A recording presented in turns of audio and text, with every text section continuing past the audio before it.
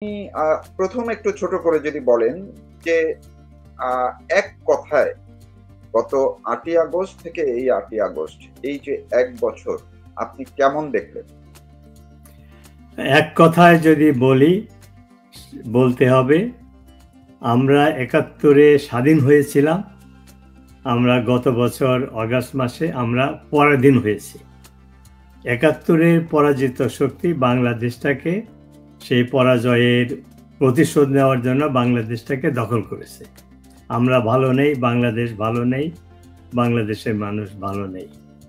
তো জি, আমি এই প্রসঙ্গে আপনাকে ধন্যবাদ জানাচ্ছি আজকের অনুষ্ঠানে আমাকে আমন্ত্রণ জানার জন্য। এটা শোকের মাস।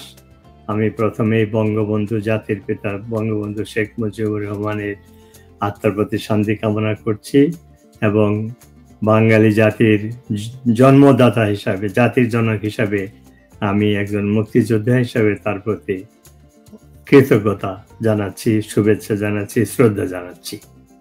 জি। তো আপনি বললেন যে বাংলাদেশ ভালো নেই, বাংলাদেশ আ আ আবার পরাধীন হয়ে গেছে। কিন্তু আমরা তো দেখি বা বাংলাদেশের সব মানুষ জানে ডক্টর মোহাম্মদ ইউনূস যিনি বিশ্বব্যাপী পরিচিত একজন নোবেল লরিয়েট আ মা বিশ্বের অনেক প্রভাবশালী এবং ক্ষমতাশালী, প্রতাপশালী দেশের রাষ্ট্রনেতাদের সঙ্গে তার সখ্যতা বন্ধুত্ব আছে।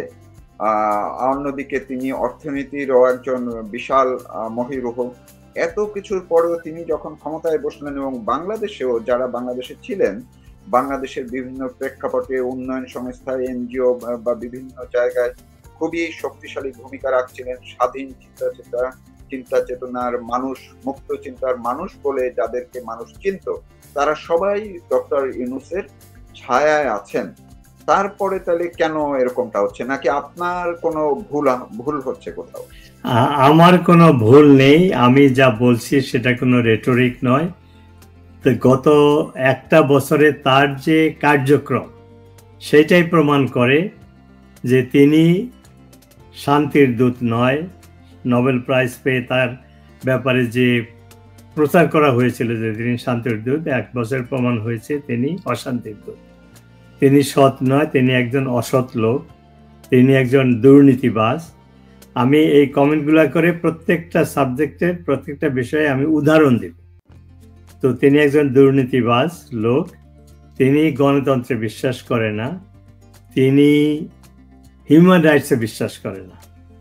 ওয়েস্ট, তার যারা প্রভু, তাকে যারা ক্ষমতায় বসিয়েছে তারা বলেছিল, আপনি যে জিনিসগুলো উল্লেখ করলেন যে সারা বিশ্বে তার সুনাম ছিল, সেই যে শান্তির দূত প্রমাণিত হয়েছে অশান্তির দূত। তিনি হিউম্যান রাইটসের প্রবক্তা বলে প্রচার করা হয়েছিল, তিনি হিউম্যান রাইটসে বিশ্বাস করেন না। এক কথায় বাংলাদেশকে আমরা এত ত্যাগের বিনিময়ে স্বাধীনতা অর্জন করে যেগুলো আমরা অর্জন করেছিলাম, ইকোনমিক অর্থনৈতিক উন্নতি, বিশ্বে বাংলাদেশকে বলা হয়েছিল উন্নয়নের রোল মডেল, সামাজিক সুরক্ষা, তারপরে শান্তি এবং প্রত্যেকটা নাগরিকের যে অধিকার প্রতিষ্ঠা করা, এগুলোর যেভাবে আমরা অর্জন করেছিলাম উনি গত বছর ক্ষমতায় এসে সবগুলো ধ্বংস করেছে। আপনি যদি আমাকে অ্যালাউ করেন তাহলে আমি একটা আইটেম করে উদাহরণ দিই। জি, অবশ্যই আপনি বলুন। একটু সংক্ষেপে বললে ভালো হবে। হ্যাঁ, আমি সংক্ষেপে বলবো যে উনি ক্ষমতায় এসেছিলেন প্রতারণার মাধ্যমে। আমরা সবাই জানি যে বাংলাদেশে কোনো বিপ্লব ঘটে নাই, কোনো গণ অভ্যুত্থান হয় নাই। এটা ছিল একটা গভীর ষড়যন্ত্র। আমেরিকা নাম ধরেই আমি আলোচনা করতে পারি যে বাংলাদেশকে চেয়েছিল একটা বেস ব্যবহার করে তারা বার্মাকে ভাগ করে রাখাইনে একটা খ্রিস্টান স্টেট কায়েম করবে। এই জন্য তাদের, তাছাড়া এগুলো করার উদ্দেশ্য ছিল আমেরিকার চায়নার বিরুদ্ধে, চায়না তাদের প্রতিপক্ষ, চায়নার বিরুদ্ধে ওই অঞ্চলে প্রভাব বিস্তার করা বা চায়নার প্রভাব বিস্তারকে রুখে দেওয়া। এই জন্য তারা চেয়েছিল সেন্ট মার্টিন আইল্যান্ড, তারা চেয়েছিল চিটাগাং পোর্টের দখল বা নিয়ন্ত্রণ, তারা চেয়েছিল রাখাইনে যে বিদ্রোহী সৈন্যরা বার্মা সরকারের বিরুদ্ধে যুদ্ধ করছে তাদেরকে অস্ত্র, টাকা পয়সা, গোলা বারুদ সাপ্লাইয়ের একটা সেফ করিডোর। এই তিনটা জিনিস আমেরিকা চেয়েছিল বাংলাদেশকে ব্যবহার করে সেই গত 50 বছরে। এটা বঙ্গবন্ধু এটা মানেন নাই, যার জন্য তাকে জীবন দিতে হয়েছিল, এবং এরপরে যতগুলো সরকার এসেছে মিলিটারি সরকার কেউ রাজি হয় নাই, এবং লাস্ট 16 বছরে শেখ হাসিনা সরকার ব্লান্টলি এটাকে রিজেক্ট করেছে। তো সেই জন্য আমেরিকার এবং পাকিস্তানিদের ছিল যে এই, আমি শেষ সংক্ষেপে বলছি, এই সরকারকে, শেখ হাসিনা সরকারকে অপসারণ করা। তো তারা ফাইনালি এর 15 বছরের চেষ্টা করেছে বিভিন্ন ষড়যন্ত্রের মাধ্যমে, সাকসেসফুল হয় নাই। তার যে লাস্ট অ্যাম্বাসেডার পিটার হ্যাস, সে তো ওইখানে এমনভাবে আওয়ামী লীগের বিরুদ্ধে, শেখ হাসিনা সরকারের বিরুদ্ধে প্রচার করেছে যে অ্যাজ ইফ উনি ডিপ্লোম্যাট না, উনি একজন বিরোধী দলের নেতা। তো যাই হোক, ওগুলো করে যখন সাকসেসফুল হলো না, তখন এই কোটি কোটি টাকা, যেটাকে মিলিয়নস অফ ডলার খরচ করে তারা এই অভ্যুত্থানটা করেছে। এবং ডোনাল্ড ট্রাম্প, আমেরিকার প্রেসিডেন্ট, তিনি নিজে বলেছেন যে ইউএসএইড এর একটা এজেন্সি আমেরিকার, সেখান থেকেই $29 মিলিয়ন ক্যাশ বাংলাদেশে পাঠানো হয়েছে গত বছর, আর ভারতের মাধ্যমে $21 মিলিয়ন, অর্থাৎ $50 মিলিয়ন শুধু একটা এজেন্সিতেই টিকে গিয়েছে। এছাড়া তো ছিল ডিপ স্টেট, জর্জ সরোর ফাউন্ডেশন। তো এইভাবে টোটালি প্রায়, আমি এক জায়গায় পড়েছি, $200 মিলিয়ন বাংলাদেশে ইনভেস্ট করা হয়েছে শেখ হাসিনা সরকারকে উৎখাত করার জন্য ওভার দি লাস্ট 15 ইয়ার্স। তো এই ক্যাশ টাকাটা কোথায় গেল? এগুলো ব্যবহার করে এই টোকাই, এদেরকে ভাড়া করে, ছাত্রদেরকে ভাড়া করে, বুদ্ধিজীবীদেরকে ঘুষ দিয়ে এই বিপ্লবটা করানো হলো। আসলে এটা কোনো বিপ্লব ছিল না, এটা ছিল একটা সামরিক বা বেসামরিক অভ্যুত্থান, কিভাবে টাকার বিনিময়ে, সন্ত্রাসের মাধ্যমে। সে যাই হোক, সে তো লম্বা কাহিনী, আমরা এখন সবাই জানি। তো ইউনূস ক্ষমতায় এসেছিল, এবং এই ষড়যন্ত্রের মধ্যে প্রধান ছিল ইউনূস। এবং ইউনূস আমেরিকায় এসে বিল ক্লিন্টন ফাউন্ডেশনে, বিল ক্লিন্টনের পাশে দাঁড়িয়ে বলেছিল যে এটা মেটিকুলাসলি প্ল্যান করা হয়েছিল। ভয়েস অফ আমেরিকায় আনিস আহমেদের সাথে ইন্টারভিউ বলেছিল যে আমরা পুশ বাটন সেট করে অতীতের ইতিহাস সব মুছে দিয়েছি। তো এই সরকার ক্ষমতায় এসে কি করলো? প্রথমেই মুক্তিযুদ্ধের চেতনা, সেটাকে ধামাচাপা দেওয়ার চেষ্টা করলো। জাতির জনক বঙ্গবন্ধুর বাড়ি ভাঙা হলো, পোড়ানো হলো, বঙ্গবন্ধুর যতগুলা মূর্তি ছিল, যতগুলা স্ট্যাচু ছিল, সেগুলো বন্ধ করা হলো। অর্থাৎ গত 50 বছরে 5-6টা রেজিম বাংলাদেশে এসেছিল, রেজিম চেঞ্জ হয়েছিল, কেউ কিন্তু মুক্তিযুদ্ধের বিরুদ্ধে তারা কিছু করে না। কিন্তু এই ইউনূস এসেই 71-এর মুক্তিযুদ্ধের অর্জনকে বিসর্জন দিয়ে সেই 71-এ পরাজিত শক্তির রিপ্রেজেন্টেটিভ হিসাবে সে কাজ শুরু করলো।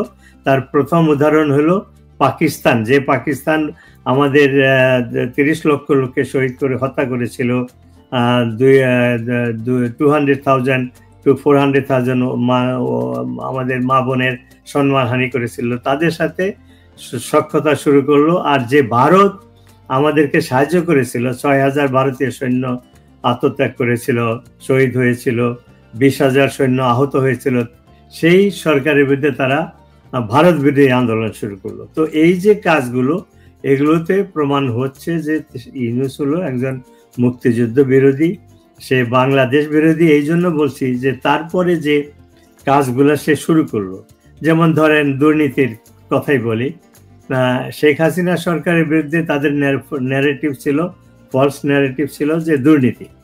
অথচ ইউনূস ক্ষমতায় এসে প্রথম দিনেই সে তার বিরুদ্ধে যে কর ফাঁকি দেওয়ার যে 666 কোটি টাকার রায় হয়েছিল, সেটা মওকুফ করে নিলেন।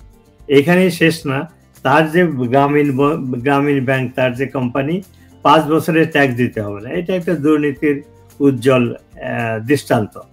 তারপরে হিউম্যান রাইটস ওয়েস্ট তাকে প্রমোট করেছিল যে সে একজন শান্তির দূত, সে হিউম্যান রাইটসে বিশ্বাস করে। সে এসে কি করলো? 3,200 পুলিশকে হত্যা করা হলো, ইনক্লুডিং এনায়েতপুরে সিরাজগঞ্জের একটা পুলিশ ফাঁড়ি, যেখানে 17 জন পুলিশ অফিসার, ইনক্লুডিং একজন প্রেগন্যান্ট মহিলা পুলিশ অফিসার, তাদেরকে পুড়িয়ে মারা হলো। এদের বিচার বন্ধ করার জন্য সে ইনডেমনিটি অর্ডিন্যান্স জারি করলো। এটা হিউম্যান রাইটস ভায়োলেশন। তারপরে সাংবাদিকদেরকে অ্যারেস্ট করে তাদেরকে জেলে রাখা হয়েছে, কি সবার বিরুদ্ধে খুনির মামলা। বুদ্ধিজীবীদেরকে অ্যারেস্ট করা হয়েছে, সবার বিরুদ্ধে খুনির মামলা। তো সে হিউম্যান রাইটসে বিশ্বাস করে না, এইটা তার একটা বিরাট উজ্জ্বল হলো দৃষ্টান্ত। তারপরে সে এসে যে মব ভায়োলেন্স শুরু করলো, অর্থাৎ যে কোনো লোককে আপনি স্বৈর শাসক বা গত সরকারের সমর্থক বা প্রতিনিধি হিসাবে অ্যাকিউজ করলেই তাকে পিটিয়ে মারা যায়, এবং এইটার বন্ধ করার কোনো চেষ্টা করে না ইউনূস সরকার, এবং এটাকে নিন্দাও করে না। এটাকে মব কিলিং বলা হচ্ছে। ছাত্রলীগের ছেলেদেরকে পিটিয়ে মারা হয়েছে, সে খবর আমরা জানি। তারপরে এই বিরোধী দল আওয়ামী লীগ এবং আওয়ামী লীগের নেতৃবৃন্দ, সাধারণ কর্মী, তাদের বাড়িঘর লুট করা হয়েছে, বাড়িতে আগুন দেওয়া হয়েছে, হাজার হাজার লক্ষ লক্ষ লোককে তো বন্দি করে জেলে দেওয়া পড়া হয়েছে। এছাড়া তাদেরকে হত্যাও করা হয়েছে। এটা হিউম্যান রাইটস ভায়োলেশন, এটা মব ভায়োলেন্স। তো একটা সরকারের দায়িত্ব কি? প্রথমে দায়িত্ব হলো আইন শৃঙ্খলার মাধ্যমে জনগণের স্বার্থ রক্ষা করা, তাদের সুরক্ষা রক্ষা করা। সেটা না করে কি হলো, এখন বাংলাদেশের যে কোনো মানুষ নিরাপদে নাই। মহিলাদের বাংলাদেশে আগে মধ্যরাত পর্যন্ত তারা শপিংয়ে যেতে পারতো, মার্কেটে যেতে পারতো, ঘোরাফেরা করতে পারতো। এখন মহিলাদের উপরে নির্যাতন এসেছে, তাদেরকে ধর্ষণ করা হচ্ছে, এবং আগে হয়তো দু একটা বিচ্ছিন্ন ঘটনা ঘটতো সেটা রাস্তাঘাটে, কিন্তু এখন বাড়িতে এসে, বাড়িতে ঢুকে তাদেরকে রেপ করা হচ্ছে মহিলাদেরকে। রাস্তাঘাটে শালীন ড্রেস পরা সত্ত্বেও তাদের ভাষায় মৌলবাদীরা বলছে একটা সালোয়ার কামিজ আমাদের দেশে শালীন পোশাক, যদি কারো ওড়না না থাকে তাকে পিটানো হচ্ছে। তো এই যে মহিলাদের অধিকার ক্ষুণ্ণ করা হচ্ছে, মহিলার সম্মান হানি করা হচ্ছে।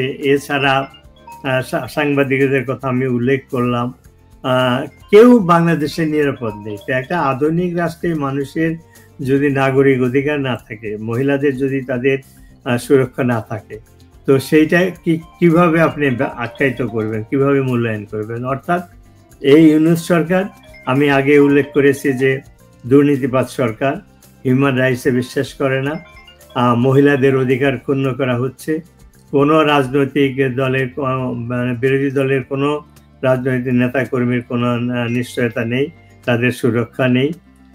এছাড়া আপনি অর্থনীতির কথা যদি বলেন, অর্থনীতি কি হয়েছে? অর্থনীতি আমি আগেই উল্লেখ করেছি, বাংলাদেশকে একটা উন্নয়নের একটা কি বলে মডেল হিসাবে বিদেশিরা আখ্যায়িত করেছিল। সেখানে মেট্রো রেল হয়েছে, সেখানে মাল্টিপল লেনের হাইওয়ে হয়েছে, বিভিন্ন যমুনা ব্রিজ, পদ্মা ব্রিজ, এগুলো হয়েছে। তো বাংলাদেশের উন্নয়নের রোল মডেল হিসেবে স্বীকৃতি পেয়েছিল। এখন সেই দেশে মানুষ না খেয়ে আছে। আপনি রেডিওতে রিক্সাওয়ালা বা শ্রমিক এদের কথা যদি উল্লেখ করেন, তারা বলল আমাদের আগে আমরা $1000-1500 ইনকাম ছিল, 10,000 টাকা ইনকাম ছিল একটা রিক্সাওয়ালার। এখন তো সে $200-300 বেশি তার কোনো ইনকাম নাই, সে না খেয়ে আছে, তার পরিবার না খেয়ে আছে। কয়েক লক্ষ গার্মেন্ট শ্রমিক, তাদের জব নাই, কারণ এই সমস্ত ভায়োলেন্সের জন্য এই কারখানাগুলো বন্ধ করতে তারা বাধ্য হয়েছে। দস্তগীর যে নামে যে এক বিজনেসম্যান আছেন নারায়ণগঞ্জের, তার বোধহয় 70-80 হাজার এমপ্লয়ি ছিল। সমস্ত তার দোকান, তার কারখানাগুলো পুরো আগুনে পুড়িয়ে ফেলা হয়েছে, তার শ্রমিকরা বেকার, তারা না খেয়ে আছে। সালমান রহমানের প্রায় 70-80 হাজার এমপ্লয়ি ছিল, তার কারখানা বন্ধ, তারা না খেয়ে আছে। এবং এই যে গার্মেন্ট ইন্ডাস্ট্রির কয়েক লক্ষ শ্রমিক, এদের পরিবারের সংখ্যা যদি ধরেন 1 কোটি 2 কোটি লোক, তারা না খেয়ে আছে, তাদের কোনো ইনকাম নেই। তো অর্থনৈতিক ব্যবস্থার ধস নেমেছে। যে সমস্ত এক্সপোর্ট হতো বাইরে, সেগুলো বন্ধ, কারণ দেশের ভায়োলেন্স হচ্ছে, কলকারখানায় আগুন দেওয়া হচ্ছে, লুট করা হচ্ছে। আয়রনি দেখেন, এই ইউনূস সরকার একজন বিদেশিকে হায়ার করে ইনভেস্টমেন্টের জন্য একটা ইন্টারন্যাশনাল সেমিনার করেছিল। তার আগের দিন বাংলাদেশে যে বাটা কোম্পানির মতো আরো বিদেশি কোম্পানি, সেগুলো লুটতরাজ হয়েছে। তো আগের দিন আপনি বিদেশি কোম্পানি লুটতরাজ করবেন, আর পরের দিন আপনি একজন বিদেশি ভালো ইংরেজি বলে তাকে দিয়ে সেমিনার করবেন ইনভেস্টের জন্য। বিদেশি কোম্পানি, বিদেশি ইনভেস্টর, তারা কি এতই বোকা? তারা বোঝে না, অর্থাৎ কোনো ইনভেস্টমেন্ট নেই, ফরেন কারেন্সি তলানিতে নেমেছে, কারণ বিদেশ থেকে লোকেরা টাকা পয়সা পাঠাচ্ছে না। তো এই অবস্থায় ইকোনমিক ধ্বংস। তা আপনি কোনটা সেক্টরে এই সরকারের আপনি কোনো অর্জন দেখাতে পারবেন? কোনো সেক্টরে অর্জন তো নেই, বরং আমরা পিছনের দিকে চলে যাচ্ছি। হ্যাঁ, আপনি বলেন। জি, না, আমি যেটা বলছিলাম যে আপনি যে যাদের কথা বললেন, কারণ আপনারা কি আশা করছিলেন বা মানুষ কি আশা করছিল যে যেহেতু আওয়ামী লীগ সরকারকে উৎখাত করা হয়েছে, সুতরাং আওয়ামী লীগ সরকারের যে মন্ত্রী, এমপি বা যারা বিত্তশালী বা তাদের যে শিল্প কলকারখানা, সেগুলো সুরক্ষা দিবে এই সরকার, সেটি আপনাদের কেন মনে হচ্ছিল? না, এগুলো তো দেশের সম্পদ। এই যে এই 2 লক্ষ 3 লক্ষ গার্মেন্টস শ্রমিক বেকার, এরা দেশের নাগরিক নয়। এইখান থেকে ফরেন কারেন্সি আসতো না, এই সমস্ত পরিবারের তাদের জীবনের মান উন্নয়ন হয় নাই, হয়েছে। তো কাজেই আপনি যদি সত্যিকারে দেশপ্রেমিক সরকার হন, দেশের ভালো চান, দেশের মানুষের ভালো চান, অর্থনৈতিক উন্নয়ন চান, কে কোন পার্টির সেটা তো বিবেচনার কথা না, সেগুলো চালু রাখার ব্যবস্থা করা উচিত ছিল। কিন্তু কি হয়েছে, আমি আগেই বলেছি, আমরা সবাই জানি যে এই সরকার হলো জামাত শিবিরের সমর্থিত সরকার। এরা বিদেশির টাকায় এই আন্দোলন করে ক্ষমতায় এসেছে, তারা বিদেশির এজেন্ট, তারা পাপেট।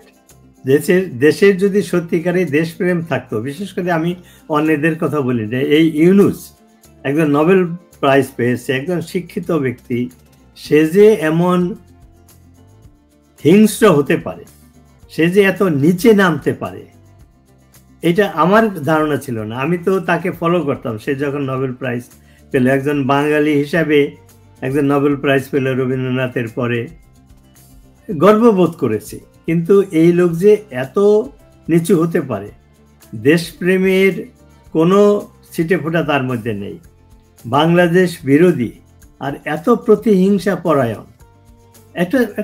একটা পাথর মেরে, পাথর দিয়ে একজন লোককে প্রকাশ্যে হত্যা করা হচ্ছে, সেই নিউজটা বাংলাদেশের মিডিয়া প্রচার করতে পারে না। 2 দিন পরে বিদেশি মিডিয়াতে প্রচারের পরে তারা প্রচার করেছে, এবং এইটার নিন্দা করা হয়। বঙ্গবন্ধু জাতির পিতা, 13টি বছর জেল খেলেছেন, 2বার মৃত্যুর দণ্ডের সম্মুখীন হয়েছেন। সারা বাংলাদেশের আমরা যারা তখন মুক্তি সংগ্রামের কর্মী ছিলাম, মুক্তিযুদ্ধে অংশগ্রহণ করেছেন বঙ্গবন্ধুর আহ্বানে, তাকে, তার সম্মানকে এইভাবে সেটা সে নিন্দা করে না। বঙ্গবন্ধুর বাড়ি যখন ভাঙা হয়, টেলিভিশনে লাইভ ব্রডকাস্ট করা হয়েছে, বিদেশ থেকে একজন ডিকটেট করেছে কোথায় কি বলে বুলডোজার পাওয়া যাবে, আর এই সরকার বলে যে আমরা জানতাম না। কিরকম মিথ্যাচার এরা! তো সেই জন্য যে এই সরকার বা বিশেষ করে ইউনূসের যদি এক দণ্ড, এক কণাও যদি দেশপ্রেম থাকতো, তাহলে সে এই কাজগুলো করতে দিত না। আপনি যেটা উল্লেখ করলেন, ঠিকই, মানুষ আশা করেছিল, আশা করতে তো ক্ষতি নাই, সবাই ভালো দিকে চায়, যে যাই হয়ে থাক না কেন নতুন সরকার এসেছে, দেশের উন্নতি হবে। তো আমি ইউনূসকে মেনে নিতাম, সে উন্নতি না করলে যদি স্ট্যাটাস কো মেনটেন করতে পারত, তাহলে বুঝতে পারতাম যে সে একজন বাংলাদেশ বিরোধী না, সে প্রতিহিংসা পরায়ণ না। সে ক্ষমতায় এসে কি করেছে, নিজের স্বার্থটা উদ্ধার করেছে। একজন দুর্নীতিবাজ লোক, আমি আগে উল্লেখ করেছি, 666 কোটি টাকা সে মওকুফ করেছে, তার গ্রামীণ ব্যাংক 5 বছর কর দিতে হবে না, তার কোম্পানি 3-4টা লাইসেন্স পেয়েছে ইউনিভার্সিটি এস্টাবলিশ করার। অর্থাৎ তিনি একমাত্র ব্যক্তি বাংলাদেশে এই পরিবর্তনের পরে আর্থিকভাবে বেনিফিটেড হয়েছে। এছাড়া বাংলাদেশের কোনো মানুষের ভালো নেই, এবং যারা সুখে শান্তিতে ছিল, যারা 3 বেলা পেটে ভাত খেতে পারত, তারা সবাই আজকে সাফার করছে। কাজেই অর্থনৈতিক ব্যাপারেও এই সরকার ব্যর্থ। মানে আমি যদি অন্যভাবে প্রশ্ন করি যে আপনারা বা কেউ কি আমাকে দেখাতে পারবেন যে একটা এক্সাম্পল যে এই সরকার ক্ষমতায় এসে দেশের জন্য, মানুষের জন্য এই কাজটা ভালো করেছে, তার বাংলাদেশের প্রতি তার অবদান কি, তার উপহার কি? গোপালগঞ্জে মানুষ নিরীহ নিরস্ত্র মানুষকে গুলি করে হত্যা করা, মব ভায়োলেন্স করে মানুষকে হত্যা করা, মহিলাদের কোনো সুরক্ষা নেই, তারা বাসার ঘরের ভিতরে তারা রেপ হচ্ছে। অর্থনৈতিক অবস্থা তো আমি আগেই বললাম যে যেখানে উন্নয়নের রোল মডেল ছিল বাংলাদেশ, সেখানে আজকে আমরা ভিক্ষার থলি হাতে নিয়ে আমাদেরকে চলতে হবে।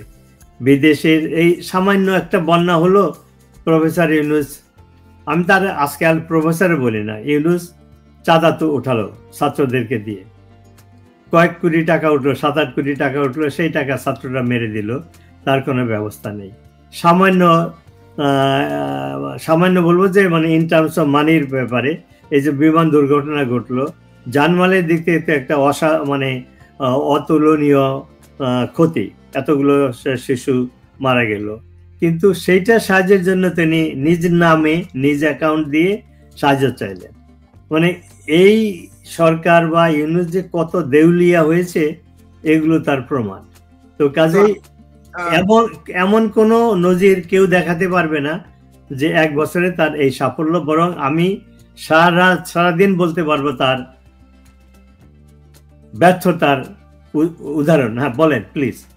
না, আমি বলছিলাম যে বাংলাদেশের মানুষ তো এই উনি 1 বছরে কি করেছেন না করেছেন, কিন্তু এক শ্রেণীর মানুষ আছেন যারা ওনার প্রতি অন্ধবিশ্বাস আছেন, এবং তারা এতেই আশ্বস্ত যে ডক্টর মোহাম্মদ ইউনূসের মতো একজন নোবেল বিজয়ী ব্যক্তি বাংলাদেশের সরকার পরিচালনা করছেন, ক্ষমতায় আছেন, প্রধান উপদেষ্টা আছেন, এইটাই তাদের জন্য অহংকার। তো সেইটিকে আপনারা পজিটিভ ভাবে দেখছেন না?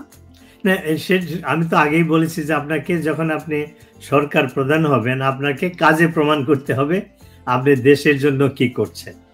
তার যে কাজ, আমি যেটা আংশিক ফেরস্তি দিলাম, কোথাও তার কোনো অর্জন নেই, দেশের স্বার্থে নেই, যা আছে সব নিজের স্বার্থে। নিজের স্বার্থটা কি? একটা আর্থিকভাবে নিজের ব্যক্তি স্বার্থ অর্জন করে, সেটার এক্সাম্পল তো আমি দিলাম। আর একটা হলো যে ক্ষমতায় থাকা, ক্ষমতায় থেকে উনি কি করবেন? প্রতিহিংসা, শেখ হাসিনা কে কিভাবে শাস্তি দিতে পারবেন, আওয়ামী লীগকে কিভাবে ধ্বংস করবে। এই যে উনি ছাত্রলীগকে ব্যান করলেন, আওয়ামী লীগের রাজনীতি বন্ধ করলেন।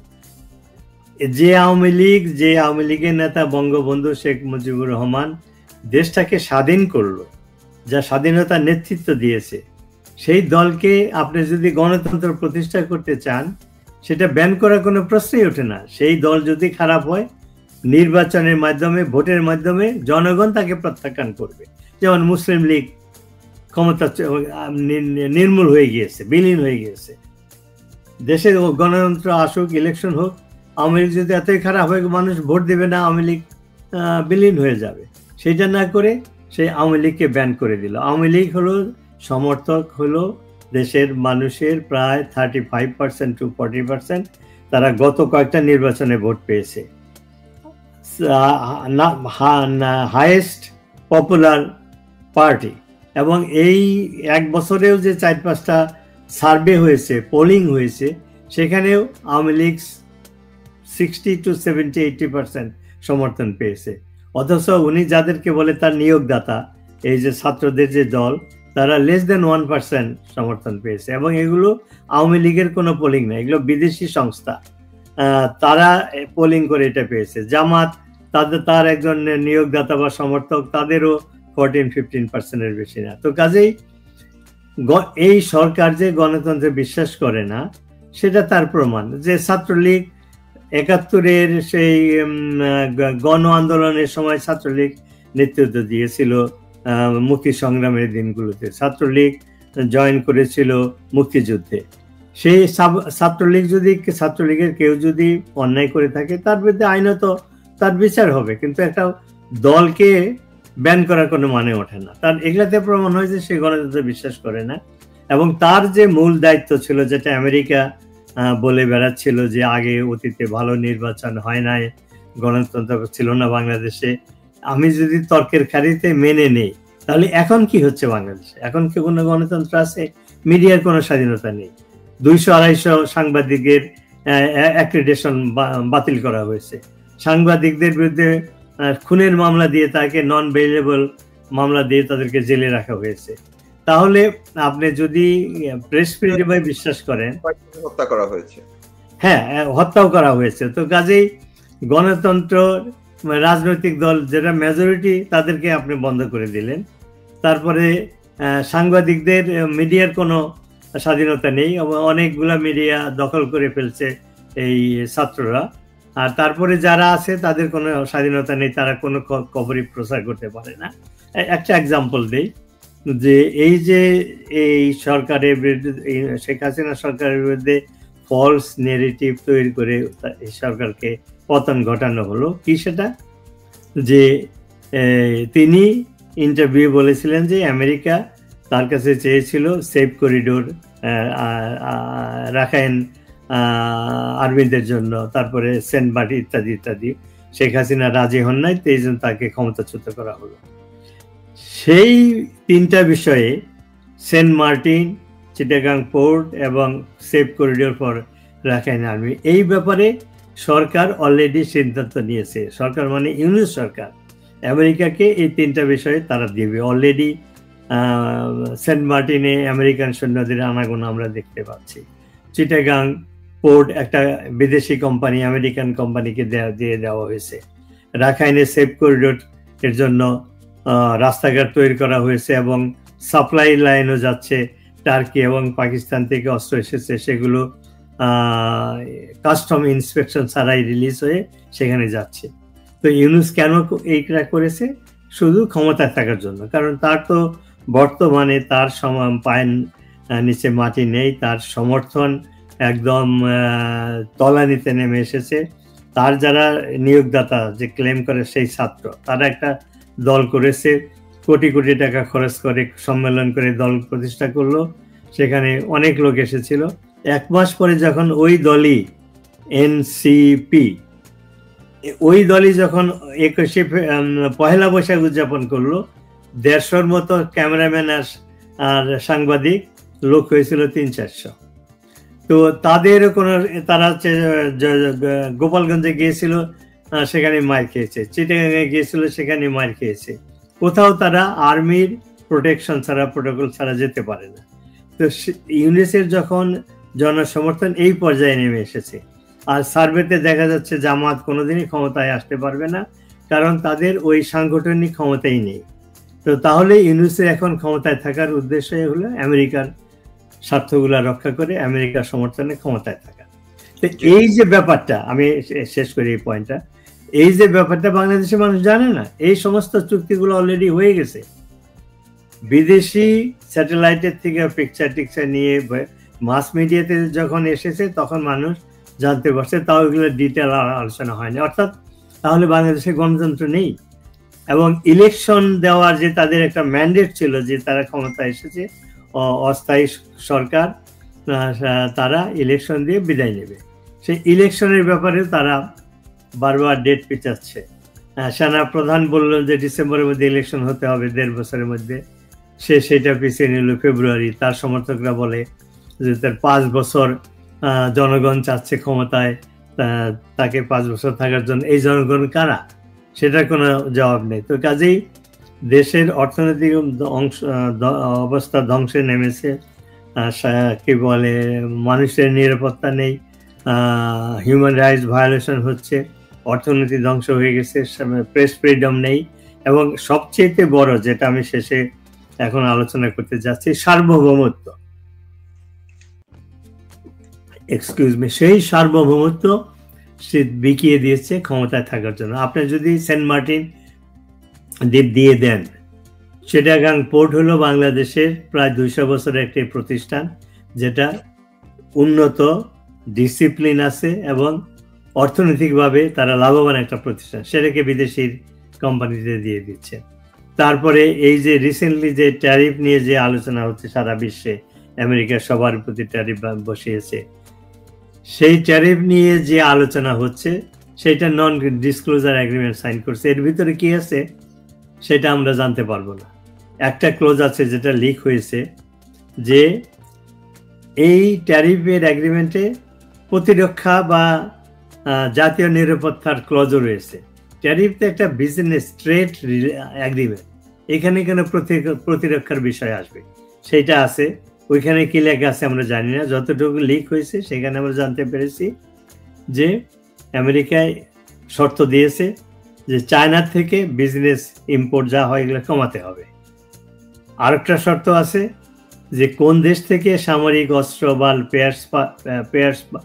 স্পেয়ার পার্ট কেনা হবে সে ব্যাপারে নাকি শর্ত আছে। তো এগুলো থাকলে তো আর তাহলে আমাদের সার্বভৌমত্ব রইল না। অলরেডি এই ইউনিট সরকারের উপদেষ্টা, পররাষ্ট্র উপদেষ্টা, সে বলেছে 200 মাইলের উপরে আমাদের বর্ডার আমাদের নিয়ন্ত্রণে নাই।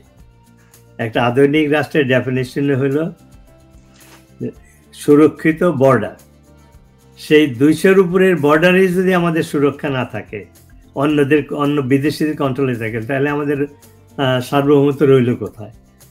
ট্যারিফ এগ্রিমেন্টে কি আছে সেটা আমরা জানি না, এবং যে সমস্ত ক্লজ লিক হয়েছে সেটা আমাদের সার্বভৌমত্বের হুমকি। আর তারপরে যেটা আমি আগেই উল্লেখ করেছি যে পাকিস্তান আমাদের 71-এ 30 লক্ষ লোককে হত্যা করেছিল। 1 কোটি লোক বিদেশে তাদের অত্যাচারে বিদেশে মানবতার জীবন যাপন করেছে ভারতে আশ্রয় নিয়ে। আর 1 কোটি লোক দেশের অভ্যন্তরে তারা শরণার্থীর মতো জীবনযাপন করেছে, নিজ বাড়িতে থাকতে পারেনি। 200 to 400,000 মা বোনের সম্মান হারিয়ে হয়েছিল। এই যে অত্যাচার, হিউম্যান রাইটস ভায়োলেশন পাকিস্তান করলো, সেই পাকিস্তানের ISI এর অফিস নাকি বাংলাদেশের প্রত্যেক ক্যান্টনমেন্টে রয়েছে। আর ভারত, আমাদের চারদিকে যাদের অবস্থান, ভারতের সাথে বিজনেসের আমাদেরও দুই পক্ষেরই সুবিধা, কারণ ট্রান্সপোর্টেশন ক্যারিং কষ্ট লাগে না। তো এই সমস্ত কারণে ভারতের সাথে আমাদের সম্পর্ক ভালো ছিল। এছাড়া 71-এর যুদ্ধে তো তাদের স্যাক্রিফাইসের কথা আমি আগে উল্লেখ করেছি। তো এই যে এটা একটা বাংলাদেশ বিরোধী ফরেন পলিসি, এবং চায়নার সাথেও তারা করছিল ভারত বিরোধী একটা পজিশন নেওয়ার জন্য, 7 সিস্টারকে কন্ট্রোল করার জন্য, চিকেন নেকে কন্ট্রোল করার প্রস্তাব দিয়েছিল। তো তার ফরেন পলিসি, আমেরিকার সাথে যে তার গোপন চুক্তি, চায়না বিরোধী তার অবস্থান, ভারত বিরোধী অবস্থান, এগুলো বাংলাদেশের স্বার্থের পরিপন্থী। তাহলে এই সরকারের অর্জনটা কোথায়? আমি তো একটা অর্জনে দেখতে পাই না। হিউম্যান রাইটস ভায়োলেশন আগের চাইতে শতগুণ বেড়ে গেছে, অর্থনৈতিক ধস নেমেছে, মানুষের আইন শৃঙ্খলার, মানুষের কোনো নিরাপত্তা নেই, ঘরের ভিতরে মানুষ শান্তিতে নাই। তারপরে এই যে সামাজিক যে মব কিলিং যে শুরু করলো, এটা কিন্তু পৃথিবীর কোনো দেশেও নাই, বাংলাদেশে তো ছিল না। তো এই যে মব কিলিং সৃষ্টি হলো, আপনার অর্থনৈতিক অবস্থা হয়তো এই সরকার চলে গেলেও যে সরকার আসলে তারা উন্নতি করতে পারবে হয়তো 10 বছরে বা 5 বছরে, কিন্তু এই যে কালচার, যে মব কালচার, কিলিং কালচার, এটা যে শুরু করলো, যারা ভিকটিম, যারা মরে গেছে তারা তো মরেই গেছে, কিন্তু তাদের আত্মীয় স্বজন, ছেলেমেয়েরা, তারা প্রতিশোধ নেওয়ার চেষ্টা করবে না। অর্থাৎ এই মব ভায়োলেন্স বা মবক্রেসি, এইটা বাংলাদেশ থেকে দূর করতে বহুদিন সময় লাগবে। এইটা ইউনূসের একটা অমার্জনীয় অপরাধ। অন্যান্য অপরাধের তো আপনি আইনের মাধ্যমে বিচার করতে পারবেন, দুর্নীতির বিচার করতে পারবেন, কিন্তু এই যে কালচারটা সে ইন্ট্রোডিউস করলো, এটা তো আমাদের সমাজে কোনোদিন ছিল না। এটা একটা সুদূর প্রসারী নেগেটিভ একটা প্রভাব থাকবে। তো কাজেই অনেক, আমি যদি প্রতিটা ব্যাপারে যদি অ্যানালাইসিস করি, আরো বহু এক্সাম্পল রয়েছে। তার একটা বছরে আপনি ঠিকই বলেছেন, এটা কালো অধ্যায় বাংলাদেশের ইতিহাসে। ইউনূসের গত একটা বছরের শাসন কালো অধ্যায়, কালো সময়, এবং বাংলাদেশ বিরোধী,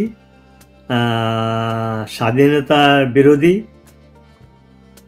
মানে আপনি পজিটিভ কিছুই বলার আপনার কোনো অবকাশ নেই।